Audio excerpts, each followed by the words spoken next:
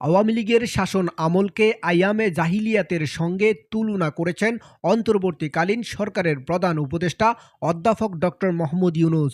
গুম কমিশনকে আয়নাঘর আবিষ্কারের জন্য ধন্যবাদ জানিয়ে ডক্টর ইউনূস বলেন, আইয়ামে জাহিলিয়াত বলে একটা কথা আছে না, গত সরকার এই আইয়ামে জাহিলিয়াতকে প্রতিষ্ঠা করেছে সর্বত্রে।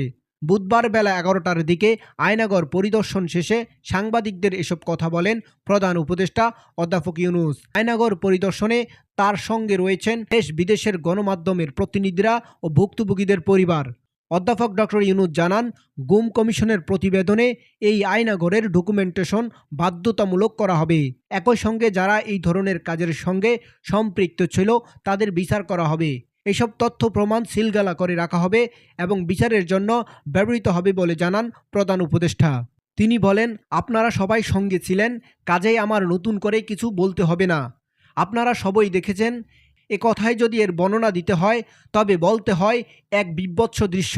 মানুষের মনুষ্যত্ব বোধ বলে যেটা আছে সেটা বহু গভীরে নিয়ে গেছে চিহ্নিত করার জন্য।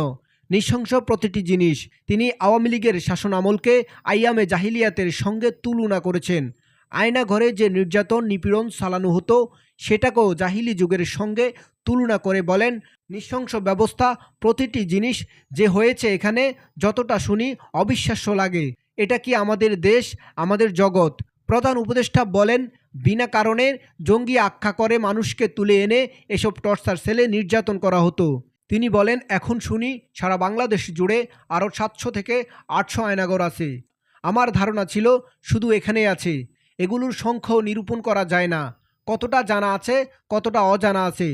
উপস্থিত ভুক্তভোগী কয়েকজনের সঙ্গে কথা বলেছেন বলে উল্লেখ করে প্রধান উপদেষ্টা, শেখ হাসিনার আমলে গুমের শিকার জামায়াতে ইসলামীর নেতা গোলাম আজমের ছেলে আবদুল্লাহিল আমান আজমি এবং দলটির কেন্দ্রীয় নেতা ও ইসলামী ছাত্র শিবিরের প্রতিষ্ঠাতা মীর কাশেম আলীর ছেলে আহমেদ বিন কাশেম এ সময় তাদের সঙ্গে ছিলেন। দুজন উপদেষ্টা আসিফ মাহমুদ এবং নাহিদ ইসলাম নিজেরাও এই আয়নাঘরে বন্দী ছিলেন এবং তারা ওই রুম চিহ্নিত করেছেন বলে জানান। এর আগে প্রধান উপদেষ্টার প্রেস উইং থেকে জানানো হয়, প্রধান উপদেষ্টা প্রফেসর মোহাম্মদ ইউনূস বুধবার ঢাকার শহরের ৩টি স্থান পরিদর্শন করবেন, যেগুলো আগে অত্যাচার কক্ষ এবং গোপন কারাগার হিসেবে ব্যবহার করা হতো। এদিকে প্রধান উপদেষ্টার প্রেস সচিব শফিকুল আলম এক ফেসবুক পোস্টে বলেছেন, ব্যারিস্টার মীর আহমদ বিন কাশেম আরমান উত্তরায় র্যাপিড অ্যাকশন ব্যাটালিয়ন ১ কম্পাউন্ডে ছোট্ট আয়নাঘর গোপন কারাগারের সামনে দাঁড়িয়ে আছেন, যেখানে তাকে ৮ বছর ধরে শেখ হাসিনার পোষা নিরাপত্তা বাহিনী গোপন করে রেখেছিল। আজ তিনি প্রধান উপদেষ্টা অধ্যাপক ইউনূসের কাছে ঢাকায় আয়নাঘর পরিদর্শনকালে তার অগ্নি পরীক্ষার কথা বর্ণনা করেন।